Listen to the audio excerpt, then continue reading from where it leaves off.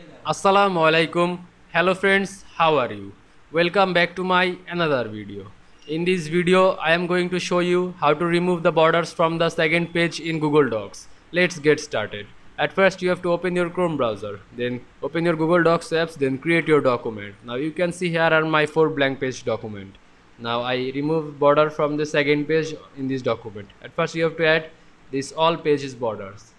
You have to see my first page has a borders. Now select these borders, then go to insert menu. Now you can see here are headers and footers option. Click this headers option, then align these borders on these headers. Now you can see I add these borders to all pages. Now I remove the borders only second page. At first you have to select this first page, then go to insert menu. Now you can see here are break options. Now you can select this section break to next page. Select this, press this next page break. Now again go to second page. Now again go to insert menu. Now click break option. Now press the section breaks. Now double click on this second page headers.